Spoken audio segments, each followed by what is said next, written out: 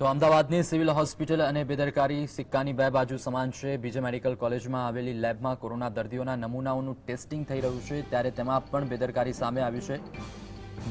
બીજે મેડિકલ કોલેજની લેબમાં જે દર્દીઓના નમૂના ટેસ્ટ થયા તેની યાદીમાં મોટો છબરડો સામે આવ્યો છે। અનેક દર્દીઓના કોન્ટેક્ટ નંબરમાં એક જ મોબાઈલ નંબર છાપી દેવાયો છે। દર્દીના નામ અલગ અલગ, તેમના સરનામા પણ અલગ છે। વોર્ડ અલગ હોય તો મોબાઈલ નંબર એક સરખા કેવી રીતે હોઈ શકે?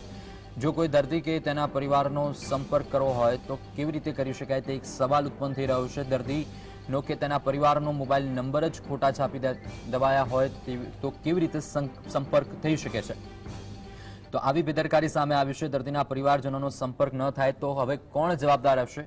શું આવી યાદી કોઈએ ચકાસણી નહીં કરી હોય?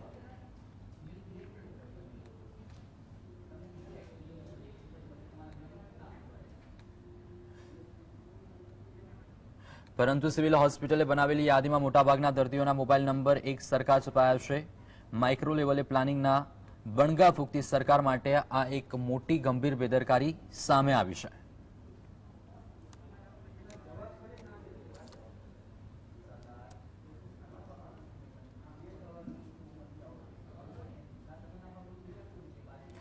તો આ જ અંગે વધુ વિગત આપવા સંવાદદાતા નિકુલ અમારી સાથે લાઈવ જોડાઈ ચૂક્યા છે। નિકુલ, મહત્વની વાત કરીએ તો સરકારની ક્યાંક માઇક્રો લેવલે પ્લાનિંગ કર્યું છે। બણગા ફૂંકતી સરકારની એક મહત્વની બેદરકારી સામે આવી છે।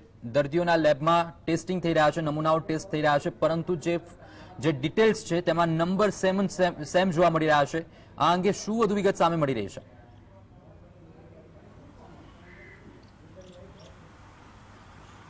જે ચોક્કસથી જે રીતે સરકાર જે છે તે મોટી મોટી વાતો કરી રહી છે કે માઇક્રો લેવલના જે પ્લાનિંગ છે તે કરવામાં આવ્યા છે, પરંતુ અમદાવાદની જે સિવિલ હોસ્પિટલ, જે વિશ્વની સૌથી મોટી હોસ્પિટલ છે, ત્યાં જે એક પછી એક છબરડાઓ સામે આવી રહ્યા છે। આજે વધુ એક છબરડો સામે આવ્યો, જ્યાં દર્દીઓનું જે લિસ્ટ જે છે તે તૈયાર કરવામાં આવ્યું હતું। આ તમામ જે દર્દીઓ છે તે અમદાવાદ સિવિલ હોસ્પિટલ ખાતે આવેલા હતા, તેમના જે રિપોર્ટ કરાવવામાં આવ્યા છે ત્યાં લિસ્ટ તૈયાર કરવામાં આવ્યું હતું। તેની અંદર દર્દીનું નામ, તેની જે વિગત છે તે લખવામાં આવે છે, તેનું એડ્રેસ લખવામાં આવે છે, દર્દીના સગાનો એક નંબર પણ લખવામાં આવે છે। દર્દીની કોઈ પણ માહિતી તેના સગા સુધી પહોંચાડવા માટે આ નંબર લખવામાં આવતો હોય છે, પરંતુ જે લિસ્ટની અંદર જે યાદી છે તે યાદીની અંદર તમામ દર્દીઓના એડ્રેસ જુદા છે, નામ જુદા છે, પરંતુ મોબાઈલ નંબર એક જ સરખા જે છે તે આપી દેવામાં આવે છે। સૌથી મોટો આ છબરડો કહી શકાય, જે ભૂલ જે છે તે સિવિલ હોસ્પિટલમાં સામે આવી છે। આ જોતા જ લાગી રહ્યું છે કે અમદાવાદ સિવિલ હોસ્પિટલમાં જે લિસ્ટ બને છે તેનું જે છે તે ફરીથી ચેક કરવામાં નથી આવતા, કે કાં તો કોઈ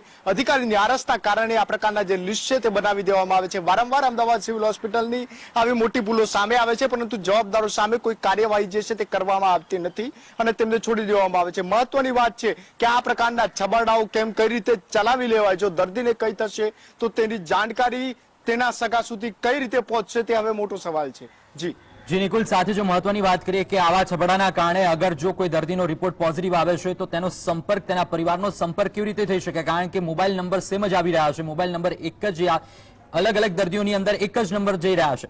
તો આવી બેદરકારી સામે હવે તંત્ર શું પગલાં લેશે?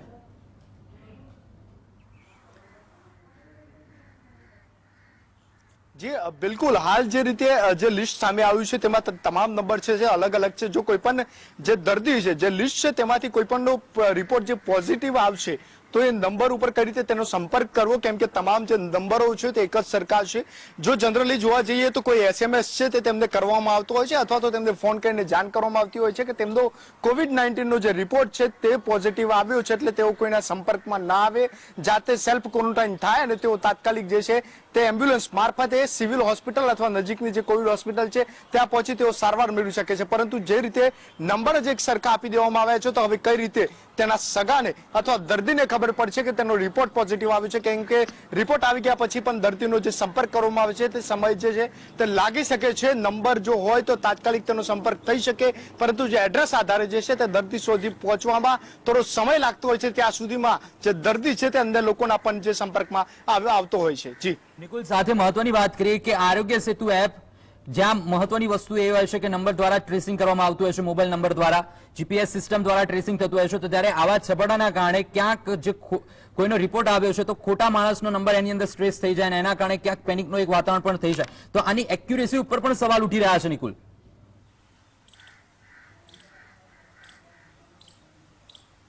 જે બિલકુલ આરોગ્ય સેતુ એપ છે જે મોબાઈલ નંબર આધાર ઉપર ચાલતી હોય છે કે એ મોબાઈલ નંબર જેનો છે તે વ્યક્તિ કોઈના સંપર્કમાં છે કે અથવા તો તમે છો ત્યાંથી એ નંબર તમારાથી કેટલો દૂર છે, જો તેનો રિપોર્ટ પોઝિટિવ છે તો આ તમામ પ્રકારની જે માહિતી છે તે આરોગ્ય સેતુ એપમાં આપવામાં આવતી હોય છે. આ જ નંબર જે છે તે અપગ્રેડ કરવામાં આવતા હોય છે કે આ વ્યક્તિ આ નંબર જે ચાલક જે મોબાઈલ છે તે વ્યક્તિનો જે કોરોના રિપોર્ટ છે તે પોઝિટિવ આવ્યો છે, એટલે કે તે આધાર ઉપર જે છે તે એપ નક્કી કરતી હોય છે કે તે વ્યક્તિ અન્ય વ્યક્તિઓથી કેટલો દૂર છે અને તેના જે બીજા વ્યક્તિઓ છે તે તેના સંપર્કમાં ના આવે. પરંતુ અહીંયા તો નંબર જ ખોટા આપી દેવામાં આવ્યા છે. જ્યાં ટેસ્ટિંગ થાય છે ત્યાં જ છબરડા થાય છે અને તેના આધાર ઉપર જે સમગ્ર સિસ્ટમમાં જે છે તે મોટો ફેરફાર થઈ જતો હોય છે. જો નંબર જ યોગ્ય ના હોય તો તે યોગ્ય માહિતી જે છે તે કોરોનાના દર્દીની પહોંચી શકતી નથી. આ સૌથી મોટો છબરડો કહી શકાય. આમની સામે કાર્યવાહી થશે કે કેમ તે હવે સૌથી મોટો સવાલ છે. અમદાવાદ સિવિલ તંત્ર મોટી વાતો કરતી હોય છે, સેવાઓ આપવાની વાતો છે તે રાજ્ય સરકારનું આરોગ્ય તંત્ર કરતું હોય છે, પરંતુ આ રીતના જયારે છબરડા થઈ રહ્યા છે, એક પછી એક છબરડા જે છે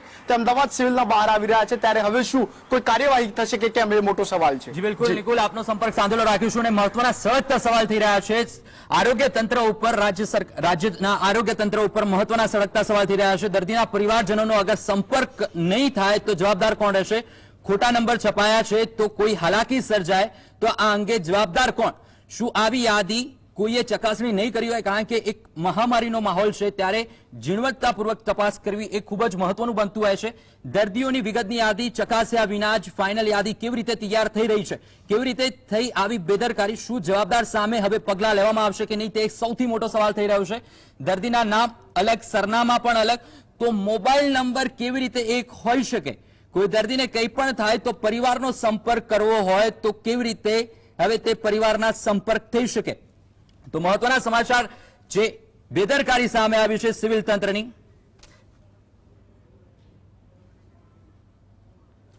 તો આજ અંગે વાતચીત કરવામાં તો કોંગ્રેસ નેતા જયરાજસિંહ આપણી સાથે જોડાયા છે. જયરાજસિંહ, આપને જ આ પોરબંદરના કોંગ્રેસી નેતા નિધનમાં આ રીતે છબડો સર્જાતા હતા, આવામાં આવી ખોટી યાદી આવી છે જેમાં એક જ નંબર ઘણી બધી જગ્યાએ અલગ અલગ છે. શું કહેશો આ અંગે? બહુ સ્પષ્ટ વાત છે.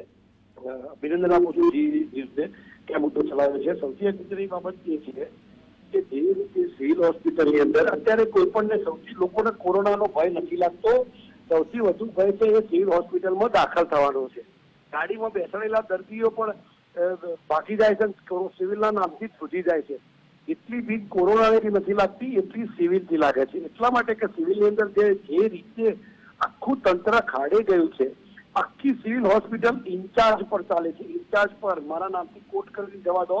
આખી સિવિલ હોસ્પિટલ ઇન્ચાર્જ થી ચાલે છે. તમામ તંત્ર ઇન્ચાર્જ થી ચાલે છે. રિટાયર્ડ થયેલા અધિકારી પાછા લાવવા પડે છે.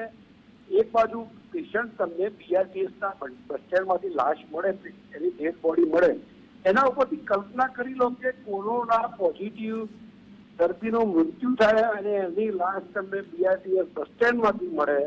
પોરબંદરના કોંગ્રેસના મહામંત્રી કક્ષાનો જિલ્લા કક્ષાનો આગેવાન હોય, એનો મૃત્યુ થાય, એના ઘરવાળાને ખબર ના હોય.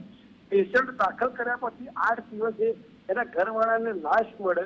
પેશન્ટ દાખલ કર્યા પછી એના સગા સંબંધીઓ સ્ટેજોના જે નંબર ફરજિયાત લેવાના હોય છે એ શોધતા એમના સગાવાલા શોધતા 8 દિવસ થાય છે. અને સગાવાલાને પેશન્ટ શોધતા 8 દિવસ થાય. એ નંબરો પણ અડસકતે. હમણાં થોડા દિવસ પહેલા જ આ ઘટના આપણા મીડિયાના માધ્યમથી જયારે બહાર આવી ત્યારે પણ આ રીતે એકદમ ઊંચી સફાળી જાગેલી આ સરકાર હવે જે ખાલી નંબરો છે, પહેલા તો જે પ્રોસિજર કરવી પડે એડમિશનની એ પ્રોસિજર તો કરી નથી. પ્રોસિજર કરવા માટે એમની પાસે એફિશિયન્ટ સ્ટાફ નથી. જે સ્ટાફ છે એના ઉપર જોર કરવામાં આવે છે. સ્ટાફ પણ ના છૂટકે બિચારો નોકરી જવાના ડરથી કોઈ પણ જાતના સંરક્ષણ વગર, પીપીઈ કીટ વગર, મેડિકેટેડ N95 માસ્ક વગર કે પછી હેલ્મેટ કે બીજું જેટલા ઉપકરણો છે રક્ષણના, જાત રક્ષણના, એના વગર ક્યાં સુધી એ રહેશે? એને પણ સતત સંક્રમણ થવાનો ડર રહે અને એને તો કામ પાછું પોઝિટિવ દર્દીઓ સાથે જ કરવાનું છે. એટલે આ બધી સ્થિતિની અંદર બહુ ખરાબ હાલત કરી નાખી છે. કોંગ્રેસે આ સપનું નહોતું સેવ્યું. જયારે સિવિલ હોસ્પિટલો બનાવી કે પીએચસી બનાવે કે સીએચસી બનાવે કે એમ્સ બનાવી ત્યારે આ નહોતું સપનું સેવ્યું. અમને આખી જીવન માત્ર પોતાના મળતિયાઓ અને એમના ફંડ રેઝ કરનારા ફંડ મેનેજરો ના લાભાર્થે મલ્ટી ફેસિલિટી વાળી જે હોસ્પિટલો છે એના લાભાર્થે સિવિલ હોસ્પિટલ આખી કાઢી ગઈ છે. ભૂતકાળમાં મને યાદ છે રાજ્યના મુખ્યમંત્રીઓ અને મંત્રીશ્રીઓ કક્ષાના એટલે કે રાજ્યના વડાઓ અને અધિકારીઓ સિવિલ હોસ્પિટલમાં સારવાર લેવા જતા. સિવિલ હોસ્પિટલની સારવાર એટલી બધી ખ્યાતનામ હતી કે એના ડોક્ટર્સ પાસે ખૂબ એક્સપિરિયન્સ, ખૂબ નંબર્સ ઓફ પેશન્ટ, પુષ્કળ ઓપરેશનનો અનુભવ, પુષ્કળ દર્દીઓના રોગોની વિવિધતાનો અનુભવ, આનો લાભ લેવા લોકો વીઆઈપી લોકો પણ સિવિલ હોસ્પિટલમાં જતા હતા. આજે ઝૂંપડાનો એક ગરીબ નાનો માણસ પણ સિવિલ હોસ્પિટલમાં જતા ફફડે છે. કારણ એ છે કે અમને માત્ર પ્રાઇવેટાઇઝેશનના નામે, આધુનિકરણના નામે આખા સિવિલ હોસ્પિટલની જે દુર્દશા કરી છે એ દુર્દશા કરવામાં જો કોઈ જવાબદાર હોય તો આ ભારતીય જનતા પાર્ટીની 25 વર્ષથી ગુજરાતમાં રાજ કરી રહેલી સરકાર છે. એક બાજુ મા કાર્ડની વાત કરે, પ્રધાનમંત્રી મોટી મોટી જાહેરાતો કરે, તમને આમ મળશે, તમને એમ મળશે. વાસ્તવિક રીતે હું આપણા G24 કલાકના માધ્યમથી કહું છું, સ્પષ્ટ કહેવા માંગુ છું કે તમે એકવાર મા કાર્ડમાં કોઈ ગરીબ માણસને મોકલજો, એની 2.5 લાખની લિમિટ હોય તો તમને 10,000 ને 20,000 ને 7,000 આવો એપ્રુવલ આપે છે. હમણાં જ મારા એક કિસ્સામાં આપણે દાખલો કરું, મહેસાણાનું એક પેશન્ટ ગરીબ પેશન્ટ હતું, એની પાસે 2.5 લાખની મર્યાદા ક્રેડિટ વાળી કાર્ડમાંથી જે ઓપરેશન બેકરીનું ઓપરેશન કે જે સામાન્ય રીતે 85 થી 90 લાખ રૂપિયાનો ખર્ચો થાય છે, એમાં પેસમેકર મશીન મૂકવા સહિત એને 7 લાખનું એપ્રુવલ આપ્યું હતું. એટલે આ નિર્દયી રીતે આ અધિકારી રાજ રીતે ચાલે છે. આ સરકાર માત્ર અધિકારીઓની સલાહ સૂચન ઉપર ચાલે છે. આખા COVID-19 ના પીરિયડ દરમિયાન તમે જુઓ, અઢી મહિનાના સમયગાળામાં આખા દેશની જનતાને, ગુજરાતની જનતાને ઘરમાં પૂરી રાખવાના સામે જે તમને સમય મળે છે એની સામે તમારે જે પગલાં લેવા છે એ પગલાં લેવાનું એક પણ વસ્તુમાં સફળ થયા નથી. રોજે રોજ કેસો વધી રહ્યા છે. આ લોકો પોતાની નિષ્ફળતા છુપાવવા માટે ગુજરાત મોડેલ આખા દેશમાં બદનામ થઈ રહ્યું છે. જે ફેક ગુજરાત મોડેલ નરેન્દ્રભાઈ આખી દેશમાં દુનિયામાં વેચ્યું નથી, એ ફેક મોડેલની પોલ બહાર પાડી રહી છે. પોલ બહાર ન પડે એટલે બહુ ષડયંત્રપૂર્વક ટેસ્ટિંગ ઘટાડેલા. આ તો સારું થયું અહમદ પટેલ સાહેબનું કે એમને જે રીતે આ પ્રશ્ન બહાર આવે ટ્વીટ કર્યું, જેના કારણે સરકાર જાગી અને છેલ્લા 3 દિવસથી ટેસ્ટિંગ પ્રમાણમાં વધારીને 4-5 હજારની આસપાસ ટેસ્ટિંગ કરી રહ્યા છે. એટલે અમને દર્દીઓના નંબર તો જવા દો, દર્દી કોણ ક્યાં દાખલ થયું છે એ ખબર નથી, દર્દીઓ માટેની કોઈ વ્યવસ્થા નથી, ત્યાં પંખાય ચાલતા નથી, સવારની બપોરે 1:30-2 વાગે ચા આવે છે સવારની, ત્યાં કોઈ દેખભાળ રાખવાવાળું નથી. એક પથારી ઉપર એક પેશન્ટને પેશાબ કરે કે ઝાડા થાય 24 કલાક સુધી એ પેશન્ટની જી જયરાજસિંહ આપ જોડાયા અમારા. જયરાજસિંહ, આપણી સાથે યજ્ઞેશ દવે જોડાયા છે, ભારતીય જનતા પાર્ટીના નેતા, બીજેપીના નેતા. યજ્ઞેશભાઈ, મહત્વની વાત એ પણ થઈ રહી છે, જે છપાડા, સિવિલના છપાડા ઘણા સામે આવી રહ્યા છે. એક બાજુ તંત્ર એવી વાતો કરી રહ્યું છે કે માઇક્રો લેવલની ટેસ્ટિંગ થઈ રહી છે, ત્યારે હવે માઇક્રો લેવલની જો ટેસ્ટિંગ થતી હોય તો અલગ અલગ દર્દીઓમાં સરનામા અલગ અલગ, નામ અલગ અલગ, તો નંબર એક જ નંબર કેવી રીતે છપાઈ શકે? ટેકનિકલ ભૂલ હોઈ શકે, કારણ કે આમાં શું છે કે એક્સેલમાં યજ્ઞેશભાઈ, ટેકનિકલ ભૂલ હોઈ શકે, બરાબર છે, પણ જ્યારે માઇક્રો લેવલની ટેસ્ટિંગ સરકાર કહી રહી છે કે માઇક્રો લેવલની ટેસ્ટિંગ જ્યારે ઝીણવટભરી તપાસ કરવામાં આવી રહી છે, ત્યારે આ રીતેની ટેકનિકલ ભૂલ કેવી રીતે ચલાવી શકાય? એની એડ્રેસ બધાના અલગ છે, સરનામા અલગ છે, એ લોકોના નામ અલગ છે. એટલે એનો મતલબ એ છે કે નંબરમાં જે કરું એ ઉપરથી જે પ્રમાણે એક્સેલની શીટમાં ચાલ્યું હતું એ પ્રમાણે કદાચ નંબર જે ખરા એ ઓટો ફિટ થઈ ગયા હોય એવું બની શકે, ટેકનિકલ ભૂલ હોઈ શકે. બાકી જે ખરા નામ સરનામા બધા જ અલગ છે, એટલે એવું નથી કે વ્યક્તિ એક જ છે અને એવી કોઈ ભૂલ પણ નથી. અને વ્યક્તિ સરનામા ઉપર પણ જે ખરા એ સરકાર જયારે ઘરે જાય છે ત્યારે એને કીટ પણ આપવામાં આવે છે, ચેક પણ કરવામાં આવે છે, અને એના ઘરે પણ એની પછી ફરીથી તપાસ કરવામાં આવે છે કે એને ફરીથી બીજા કોઈ સિમ્ટમ્સ દેખાયા છે. બિલકુલ જયરાજભાઈ, તમે યજ્ઞેશભાઈની વાત સાંભળી રહ્યા છો, બચાવવાનો પ્રયત્ન કરી રહ્યા છે. શું કહેવું છે? માઇક્રો લેવલની ટેસ્ટિંગ તો આ બચાવવાનો એક પ્રયત્ન છે. એ જ કહું છું કે યજ્ઞેશભાઈની વાતમાં એટલા માટે યજ્ઞેશભાઈને તો એમની પાર્ટી તરફથી બચાવ કરવા માટે આવ્યા છે, પણ બચાવ કરવાની કોઈ ભૂમિકા નથી, કોઈ સ્ટેન્ડ નથી. અને આ કઈ પહેલો સવાડો નથી. બીઆઈપીએસના બસ સ્ટેન્ડમાંથી લાશો મળેલી છે. પેશાબ ઝાડો પથારીમાં થઈ જાય પેશન્ટનો, સ્વાભાવિક છે, દર્દી તો બીમાર હોય, એની સાફ સફાઈ કરવા વાળું કોઈ નથી ત્યાં. હમણાં તો પાછા ફેક વેન્ટિલેટર સપ્લાય કરી દીધા છે સરકારે પોતાના મિત્રની કંપનીઓના. એટલે હવે તો જયારે બાળક ચીમડા ઘરમાં બેઠી હોય ત્યારે તો બીજી શું અપેક્ષા રાખી શકશો સરકાર તરફથી? હવે તો લોકોને પોતાના વાંકે પોતાની શક્તિથી તમારે તમારી જાતે બચવાનું, તમારે તમારી જાતે દવાઓ લેવાની. સરકારે હવે હાથ અદ્ધર કરી દીધા છે. સરકાર હવે સરકાર એ દિશામાં પગલાં જ માંડી રહી નથી. હવે તો સરકારમાં તમે તો બસ વંદે માતરમ બોલો, તમારી રીતે જીવો, ભારત માતા કી જય બોલો, તમારી રીતે જીવો.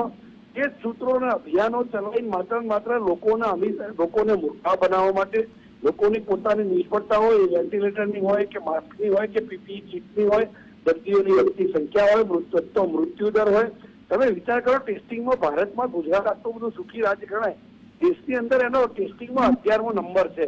આજે પણ 11મો નંબર છે. મૃત્યુ દરમાં સૌથી પહેલો નંબર છે. કોરોના પોઝિટિવમાં દેશમાં બીજા નંબરે છે. અને બીજા નંબરે પણ એટલા માટે છે કે મહારાષ્ટ્રની વસ્તી આપણા કરતા 3 ગણી વધારે છે. બિલકુલ. યજ્ઞેશભાઈ તમને પૂછવા માંગીશ કે જે રીતે દમણ એક જે વેન્ટિલેટર છે, સ્વદેશી વેન્ટિલેટર, તેના ઉપર પણ ઘણા સવાલ થઈ રહ્યા છે. તમારું શું કહેવું છે કે કારણ કે કોન્ટ્રાડિક્શન જોવા મળે છે, જે કંપની બનાવી રહી છે એના જવાબમાં એના નિવેદનની અંદર ક્યાંક કોન્ટ્રાડિક્શન જોવા મળે છે, જ્યારે આરોગ્ય તંત્રના નિવેદનની અંદર કોન્ટ્રાડિક્શન જોવા મળે છે. તો શું છે હકીકત દમણ એકને લઈને? દમણ એક છે કંપનીએ જે બનાવ્યું છે એનું ટેસ્ટિંગ પણ પૂરેપૂરું થયેલું છે. અને એ વેન્ટિલેટર જે ખરા એ જે આમાં જેને શ્વાસોશ્વાસની તકલીફ છે, ટૂંકમાં જેને ફેફસાની તકલીફ છે, એના માટેના એ સપોર્ટ વેન્ટિલેટર છે. વેન્ટિલેટર જે ખરા 2 જાત હોઈ શકે, હૃદયના પણ હોઈ શકે અને ફેફસાના પણ. હૃદયના વેન્ટિલેટરની સાથે જો તમે સરખામણી કરતા હોય તો એ વસ્તુ અલગ છે. કોરોના જે ખરો એ ફેફસા માટેનો રોગ છે અને ફેફસા માટે આ વેન્ટિલેટર સફળ પુરવાર થયા છે. એને ઓવરઓલ જોવાની વસ્તુ નથી. આ જે વસ્તુ માટે બનાવવામાં આવેલું છે તમને એક કાર્ય માટે સફળ પુરવાર થાય છે. બીજું કે કોંગ્રેસની આદત છે કે આજે કોઈ પણ વસ્તુ જે નાની મોટી પણ જે ક્ષતિ હોય, ટેકનિકલ ક્ષતિ હોય, એને સીધો જ સરકારની પૂર્ણ સરકારનો સપોર્ટ અને સરકારના નામે ચડાવી ના પડે. આજે જે પરિસ્થિતિમાંથી દેશ પસાર થઈ રહ્યો છે તે પરિસ્થિતિમાંથી ગુજરાત પસાર થયું છે. તમે સપોર્ટ ના કરો તો કઈ નહીં, પરંતુ તમે આ રીતે પબ્લિકની ગેરમાર્ગે તોડી અને પબ્લિકમાં આવી રીતે ઓહાપો ઉભો કરી આ કરવાનું કામ કોંગ્રેસે કરી રહ્યું છે. મને યોગ્ય નથી લાગતું. જી બિલકુલ. યજ્ઞેશભાઈ, જ્યારે અમારી સાથે જોડાયા, જીએસટીવી સાથે જોડાયા બદલ આપ બંનેનો આભાર. અને અમારા સંવાદદાતા નિકુલ પણ અમારી સાથે લાઈવ જોડાયા હતા. નિકુલ, આપનો પણ માહિતી આપવા બદલ આભાર.